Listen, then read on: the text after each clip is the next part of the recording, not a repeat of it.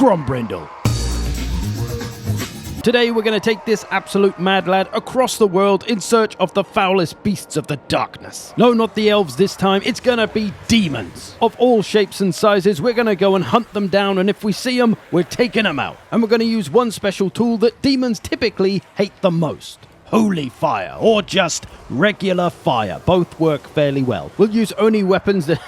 Look at him running. Look at his terrified little elf face. Run, little elfie. You could definitely outrun the fire. Die. Anyway, as I was saying, we're only going to use units that cause fire damage or buff up fire damage in some way. So come with me now as we destroy our foes with lovely, warm, frame rate destroying fire. So, Grombrindal campaign starts up in the Nagarond area. We're going to do very hard, a little bit of a stat boost as always. We start by getting rid of the units that don't cause any kind of fire damage because we don't want them. This leaves us with nothing but a unit of Iron Drakes and Brimstone Gun Gyrocopters, as well as Grombrindal, of course, who doesn't have fire damage yet. We do have a Runesmith as well, who we will use in the army because he has the Rune of Wrath and Ruin, which causes fire damage, so he's allowed. Our first army to burn to a crisp is some ratty men, but they suck, so there's not really much point fighting it, so auto-resolve on that. We're going to do the same on the settlement battle. Again, a decisive victory. We're not really going to lose anything. Just before we move over the turn, though, we're going to recruit some blasting charge miners, as they do have the fire damage on that blasting charge. And a couple of turns on, we're ready to attack the final settlement in this province, the ultimate Arknugfrafrakentag. By which I, of course, mean the ultimate... So anyway, I besiege them and they come out to fight me. I could get a decisive victory here, but let's cook some rats. Grombrindal, the boys, and me are curious to know how well a fire army can do in the Warhammer world. Well, against Skaven, horrifically well. Their lack of armor makes them a perfect candidate for being burned to a crisp by a fire army. Our blasting charges did a lot of damage. We could take an angle with the Iron Drakes here, hit some nice side shots and just melt a whole big pile of them. The Gyrocopters could flank around and crisp them up from the back. As a first test of our fire army, things were looking pretty tasty. Rat burgers are back on the menu, boys. With this victory, I decided to actually sack this settlement first before I took it because I wanted the Oath Gold to forge us up some fiery trinkets as soon as possible. So I'm farming it wherever I see it. And we've got the full province now, and I've upgraded some buildings so I can now recruit Iron Drakes. And this is all I'm doing for now, is just trying to build my army up, build my province up so I can get all the units I need, all in aid of building the ultimate super mega fire blasted demon hunting bastard army of death and fire and death. Right now I'm trying to farm that Oath Gold, so I'm going after the nearby Mung faction, and then we're going to go off demon hunting. And of course, if one wants to fit in the ultimate super mega fire bastard demon hunting bastard army of death and fire and death, you need a fiery related name. So we christen my runesmith Jamek Gilded Stone to become Jammy Flamestone. I've also just received a free Thane, Stromny Grunson, who will become Stromny Emberson.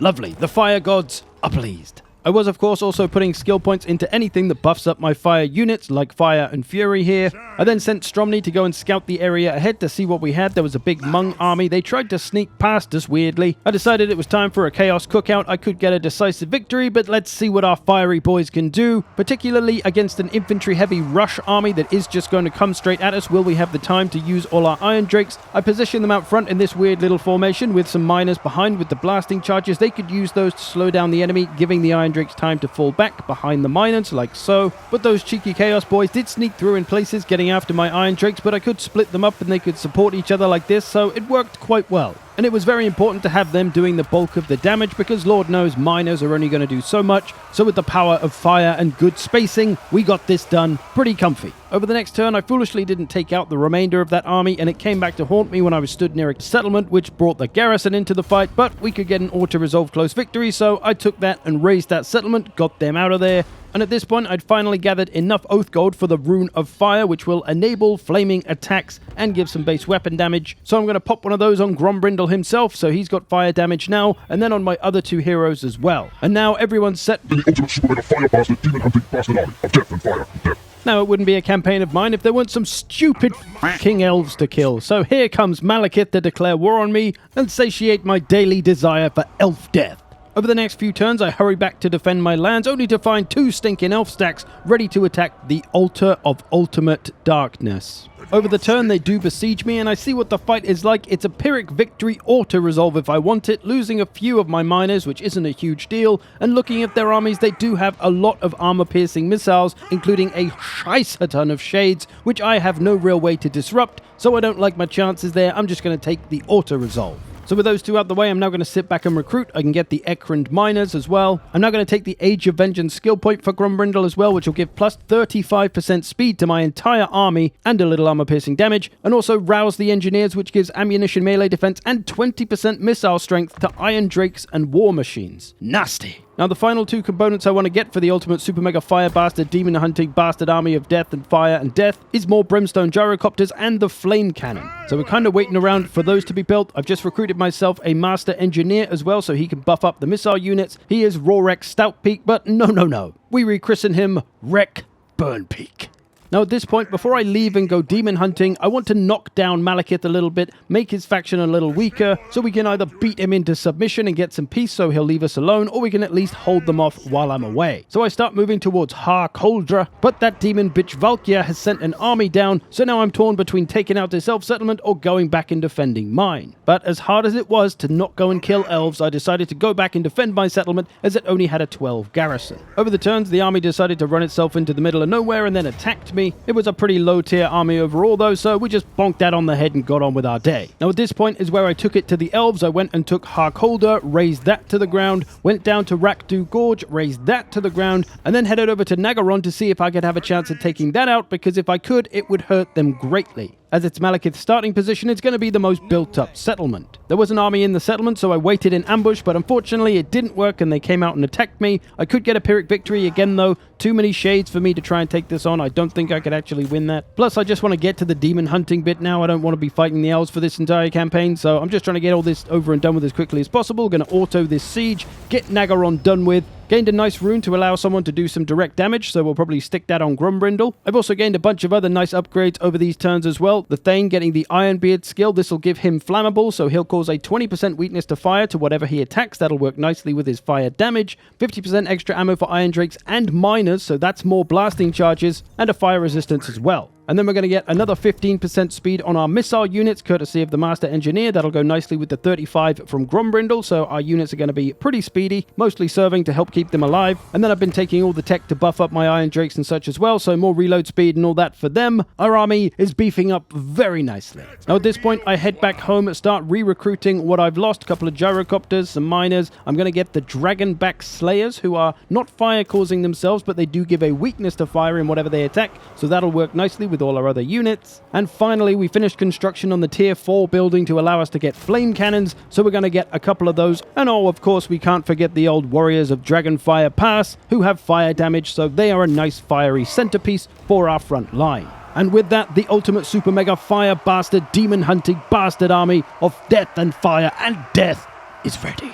So we're going to start pushing north through this Mung faction once again, ideally taking them out along the way. A little further north, I'm about to take another one of their settlements, but then some elves come along and actually make themselves useful, taking it for me. I then move on to find our first demon target, Valkyr the Bloody, whose forces attacked us earlier. She sits in Dagrak's End. So Grombrindal and the boys march day and night through the snow to reach this cursed castle. Eventually we arrive at the gates when the army itself actually comes out of the settlement for some reason. I guess it's going to try and save itself, but we swiftly march on the castle itself. That army ends up being reinforcing. That's Valkyr's army. I decide to dive straight into this battle, making the most of my flame cannons, taking out all of their towers so they can't damage us on the way up. You can see they do a lot of damage very quickly, so it doesn't take long to take down all 4 of the towers. Also, while I was trying to get cool shots of shooting down the towers, I discovered this weird little low-res guy in the top of the towers. Let's call him Joe. He not only seemed to be in his underwear, but seemed to have his hand in his underwear as well when he died. So I guess rest in peace, Wanky Joe. Anyway, once I was done with all the towers, I started to move my attention to the walls, putting holes everywhere. Again, this didn't take long because of the speed of the flame cannon's damage against the walls. Who knew fire was so effective at taking down stone walls? Valkyr's reinforcing army came from a little choke point kind of area thanks to the map edge, which I just plonked my gyrocopters in, and they just shot anything that ran past, doing a nice bit of damage before those enemy units even reached the main army. I also later set up some Iron Drakes to face that direction, so anything that came through there also got absolutely cooked. Now at this point in the battle, what you're seeing isn't the actual battle. You see, there's an issue at the moment, a bug with Siege replays, which means they don't play back properly even if you watch them right after you have the battle. Normally replays work fine until there's an update to the game. So yeah, at the moment the Siege ones are balked, and I forgot this for the entirety of this campaign, and I normally press stop recording when Sieges happen because they take so long, so I just save the disk space and stop recording. So yeah, I'm paying the price for that, not being able to show you the actual footage, but I replayed the battle with the fight battle button through the replays, and I tried to get it kind of similar. I had Grombrindal take out Valkyr in the actual one, which I did in this one as well. My Slayers, though, you can see they're alive here in this replay. They seem to have formed an orderly queue for some reason, queuing up for something, I guess death, which is appropriate because sadly they did fully die in the actual battle. So we felled the demon Valkyr the Bloody. This is the actual result. So apart from losing our Slayers and our Lord and Heroes taking a bit of a pounding, we came out okay. Now at this point, I thought about sacking this settlement for a nice 22 grand, but I'd still get 6 grand with the raising, and I just wanted to keep moving. So I went with the raise. I nearly had the amount of Oath Gold I needed anyway, so I wasn't too fussed about that. On the next turn, I was planning to finish off the Valkyr army to get that demon lady done for, but the elves came along again and made themselves useful, finishing off the Legion of the Gore Queen for me. So that's our first foul demon slain. We then start pushing eastward again to search the north for more foul demons where we know they're gonna reside. But guess who can't take a hint to fuck right off? It's Malekith again, back attacking the ultimate Arknub for Frakenkag, but swiftly losing and being put in the bin. Moving on, Grombrindal finds the faction of the sexiest man alive, Prince Sigvold, but he's okay. He does employ demons, but he's not a demon himself, so he's fine. Moving through this area though, we do discover a Slanesh faction who are demons, so they gotta go. I declare my war on them and take down their settlement with ease. Moving on, I discover that faction's big army nearby in some kind of weird orgy with a Sigvold army, which makes sense, and then a couple of other armies. Surtha Ek is even involved, and they're actually attacking a Maggotkin settlement, so that's a Nurgle faction, which is a demon faction I need to get rid of, but Sigvold's attacking that, so he's okay. I don't really know what the hell's going on or who's on whose side, but whatever. I've got demons to kill, so I'm going in for that army. Luckily, none of the other armies are reinforcing or trying to help them, so that's good. I'm going to fight this one for the fun of melting demons. My flame cannon's kicking it off, doing some good damage from distance. I made a real big brain play on the positioning of my Iron Drakes, who can't actually see anything right in front of them because of the hill. Fucking good one, me. You can see I sent all my heroes out to be bait so that the Iron Drakes could shoot them, but the Iron Drakes can't see them. Brilliant.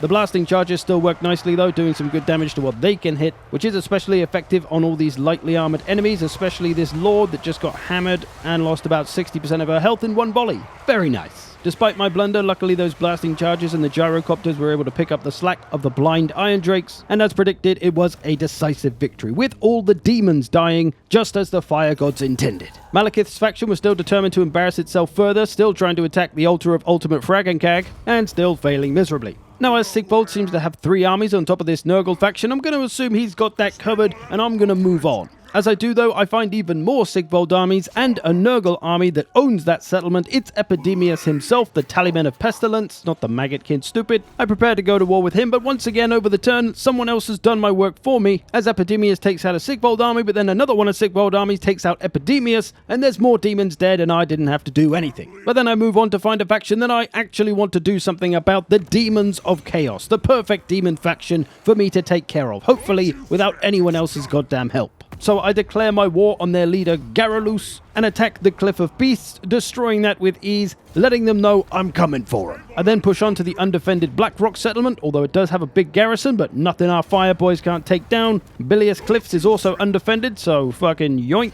I then send Stromny off ahead to try and find any of their goddamn armies to fight, and I found Spurt Mildew Pukeborn. That's right, I've just found my first child's name. So I roll up on the settlement of Volcano's Heart, but old Spurt Mildew seems to have disappeared, replaced by Garalus, their leader, so I guess he was just a stand-in lord for Garalus. I encamp outside their settlement, but oh scheisse! They somehow ambush me, even though we were encamped. This is bad, because we need range to make the most of all of our strong units, and we can't do that. We're going to have demons all over our face, so fuck!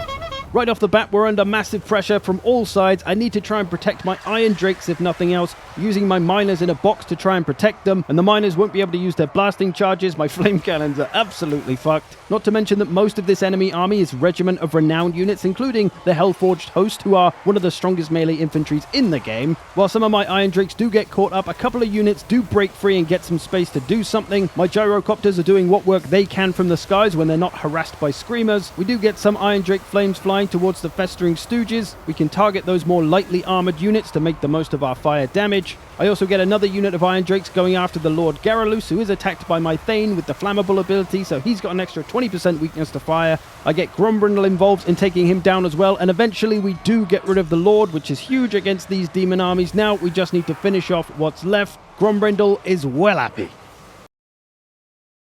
With a bit of melting here and a bit of melting there, the gyrocopter's doing a lot of the work here. We just have this one big clump to finish off, and despite the ambush and not being able to use our units effectively, our dwarven resilience has come through and we take the victory away, taking a fair old pounding in the process, but we're alive.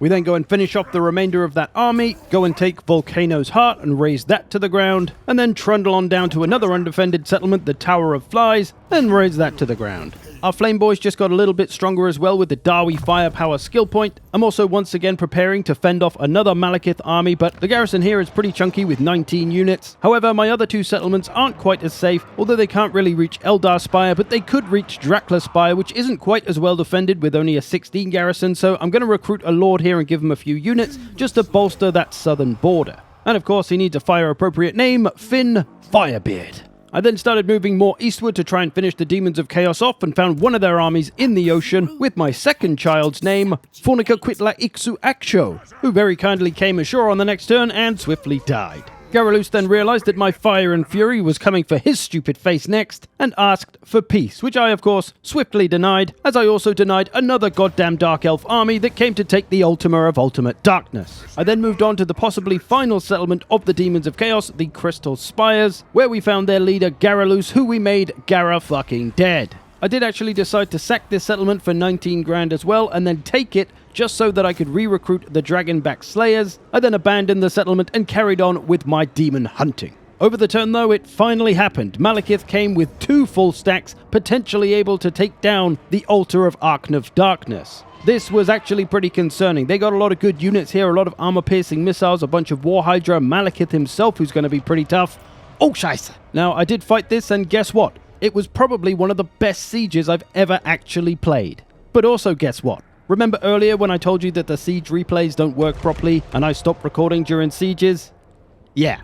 This little bit you're watching is what I did record before I pressed stop, and you can see my towers are clearly explosive fiery bomb towers. But when I watch the replay back, they're arrow towers. So obviously they don't do anywhere near as much damage as they actually did in the battle, and thus the replay is just totally balked from the start anyway. So couldn't even use any of the replay really. So this is kind of like that Tenacious D song tribute, where they write a song to tribute to the greatest song in the world, but the song they're singing isn't actually the greatest song in the world, it's the one they're tributing to. This is kind of like that. This is a tribute to the greatest siege battle I ever played, but I just can't show you it. You gotta believe me, and I wish you were there. Honestly, it probably wasn't the most exciting battle to watch anyway. It was a very wall-heavy battle. It was mostly because it was so close, and I did actually manage to capture the ending, which is, I guess, the best bit, because I started to record again because it was near the end, and you can see the timer is at 30 minutes. This was a long-ass battle, and it came down right to the wire. You can see I barely got anything left. My Thane, he took out Malekith when Malekith was on low health, although Malekith took half his health. I've got the Garrison Lord with a bit of ammo left, and the enemy War Hydra is just sat trying to capture the point, so he's just sitting there getting blasted by my Lord, getting blasted by the nearby tower as well, and barely, just barely, we were able to get this win. So an incredibly close battle, the best siege I've ever fought. Sorry I couldn't show you. Rest assured, I will not stop recording during sieges anymore. So we fend off that brutal attack, keeping our province safe. I realize it's actually a really nice choke point position to defend from as well, so we're really lucky with this start position. I decide the boys have earned a garrison upgrade as well, so we'll be a little bit more prepared for next time. Now at this point, I've mostly cleared the north of Demons and the Demons of Chaos, although I haven't wiped their faction out just yet. But moving along more eastward, we can't seem to find any more goddamn demons, only a nice Russian man. We must find common ground. It was at this time that Grombrindal received a message about the foulest, darkest, most horrible bastard of a demon terrorizing the old world. The beast's name was Dennis. Oh, sorry, I misread. It's Scarbrand.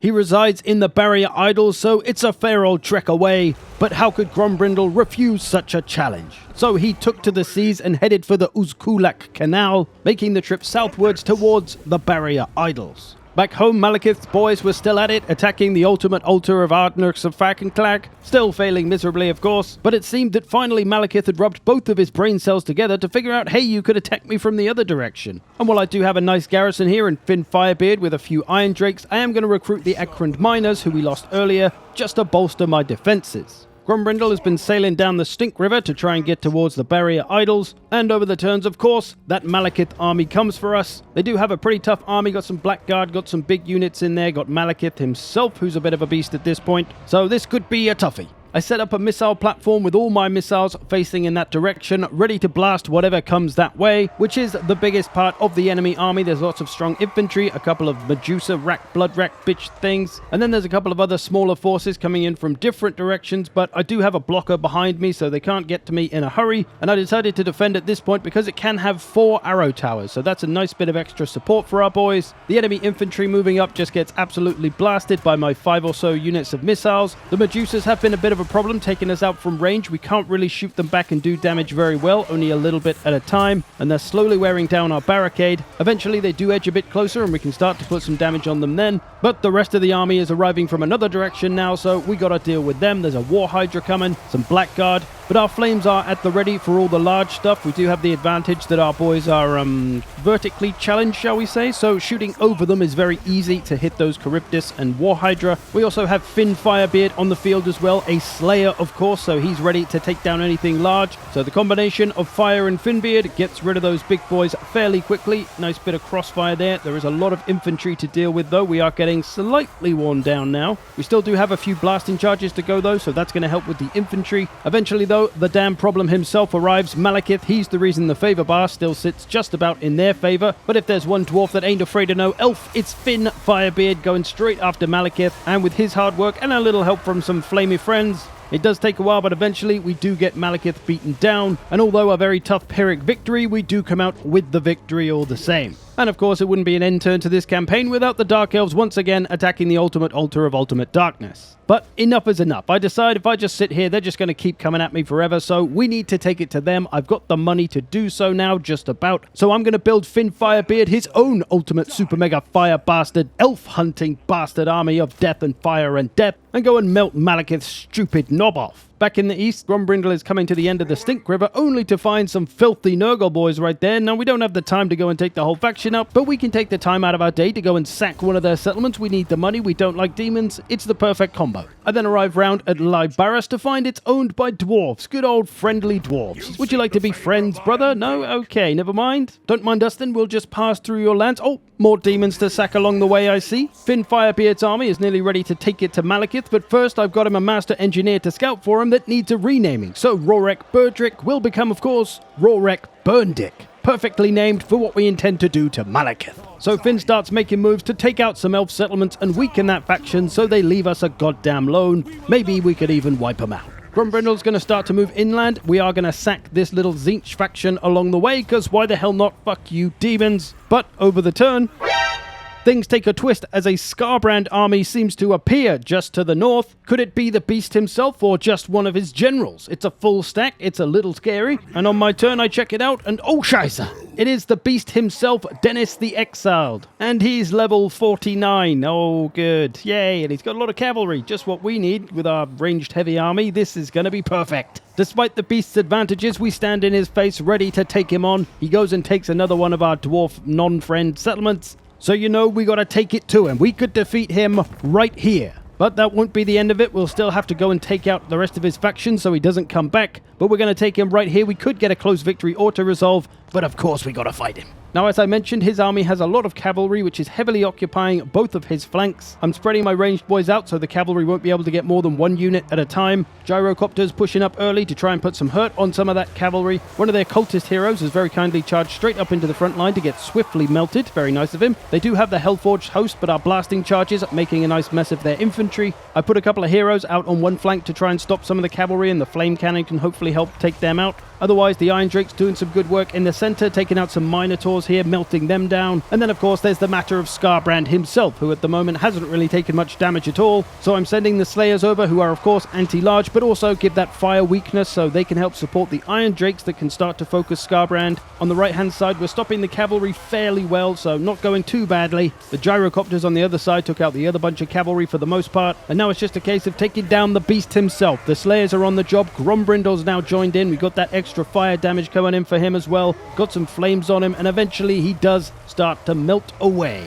So we defeat the beast here, but he's gonna come back. We gotta finish him off completely, otherwise our work is not done. With that battle though, we took a hefty pounding. We lost a couple of miners, so we're gonna need to replenish, re-recruit, and get ourselves back up to strength before pushing into the barrier idols. I start pushing west and encamping. We find some more goddamn Zinchi boys to raid, so more free money. And because we just had a particularly good Age of Reckoning taking out Skarbrand, we can now get the Grudge Settler Iron Drakes, who have more range and are another way to enable the flammable trait. We then arrive in the barrier idols, ready to take down the beast's lands. We've re-recruited some stuff. We could use a little bit more replenishment, but we're going to be mostly fine by the time we get to Death Gorge. Back home, Finn Firebeard's been having a whale of a time raising up more Dark Elf settlements before he has to fall back and replenish, where I also decide to grow his army even larger. Now, we're going to make the push to Death Gorge to try and take the starting settlement of Skarbrand, which is done by a swift and decisive victory. And once again, I am going to sack and then occupy the settlement because I need to do that to be able to recruit the Grudge Settler units. I scouted the next few settlements to find nothing there, free for the taking. So we roll on through Agrol Migdal. We roll up on Gorgazan, but actually find some vampire counts that look like they're about to take it, which they do. But once again, people are doing our heckin' job for us, but I'll be damned if I'm going to let them finish off Skarbrand and take that honor from me. I find his last settlement over here at Zandri, and eventually the beast shows himself once again, but he's only got a small army. So we're going to let him build back up and we can face him fair and square, Dwarf Man versus Demon Man. Back home with the Dark Elves, we're scouting around to see what's up, and we find a bunch of their armies and a hell of a lot of their armies and Black Arcs all gathered around this little settlement, so